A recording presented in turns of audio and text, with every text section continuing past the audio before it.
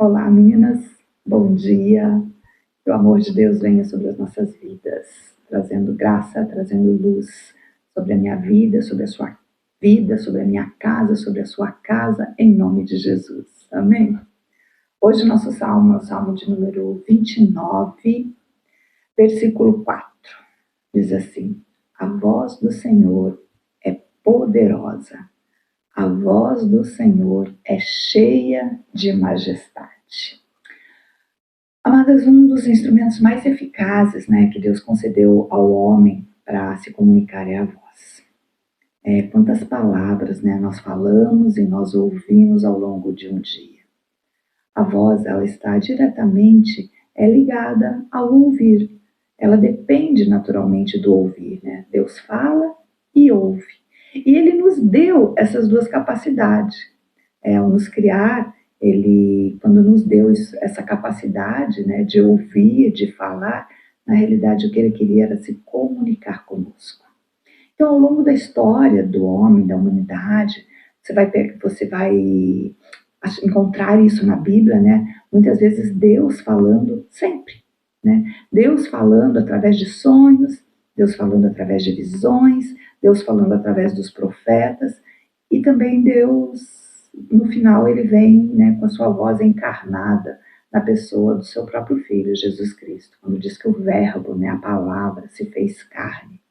Então, a voz do Senhor, por muitas vezes, ela foi ouvida, mas muitas vezes também ela foi desprezada, ela foi ignorada, ela foi rejeitada. Essas atitudes em relação à voz do Senhor selam a destruição da própria pessoa. Mas, na realidade, nada muda com relação a Deus, as palavras de Deus. Quando nós nos recusamos a ouvir as palavras de Deus, nós nos destruímos, mas para Deus nada muda. Então, a maravilhosa voz de Deus, ela continua sendo poderosa como um trovão. Ela não muda.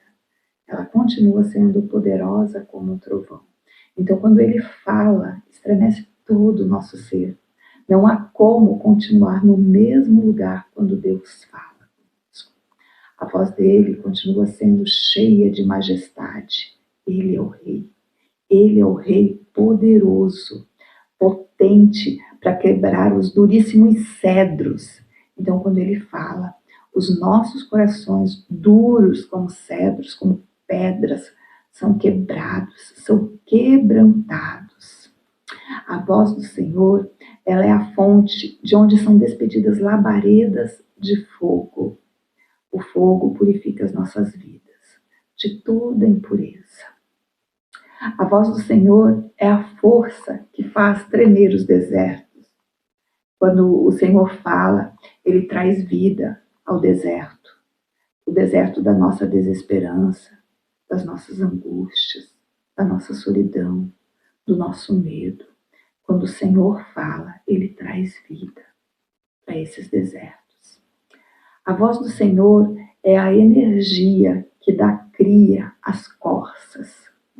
Então, quando Deus fala, Ele faz com que venha à luz os nossos sonhos mais escondidos, os projetos esquecidos.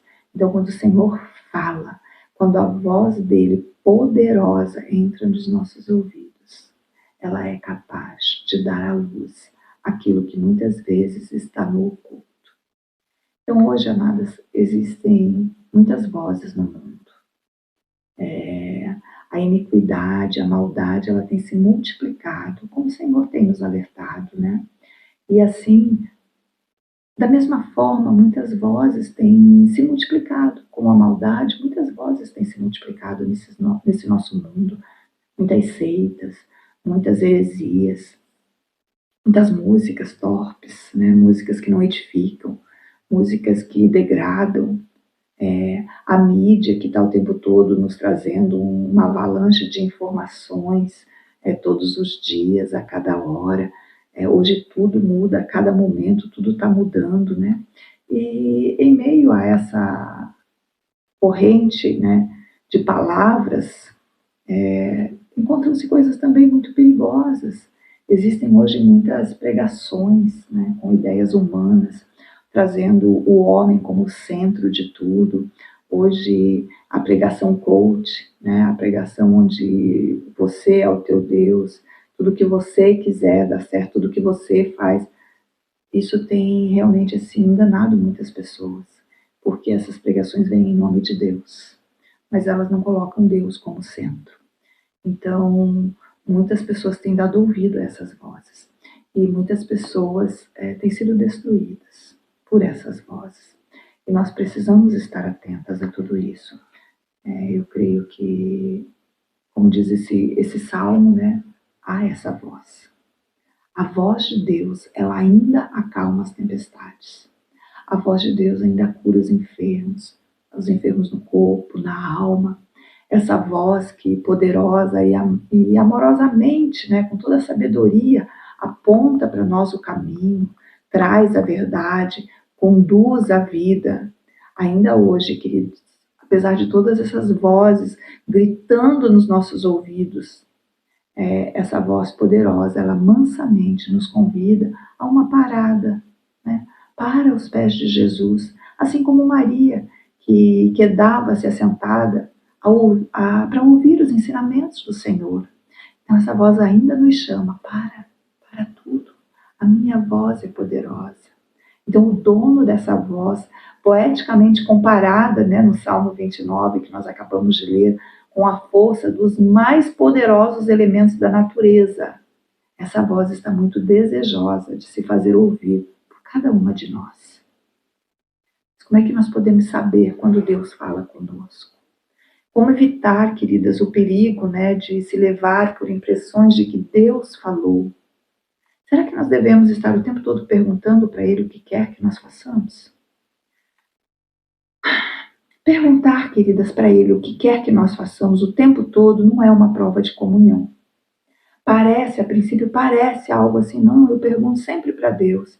Mas eu quero que você pense um pouquinho comigo. Pensa aí na pessoa que você mais ama, que você melhor conhece. Pensa aí no seu marido, no seu filho. Você fica o tempo todo perguntando para ele o que ele quer. O que você quer comer hoje? O que você quer? Você quer que eu faça para o café da manhã? Você pergunta essas coisas para ele?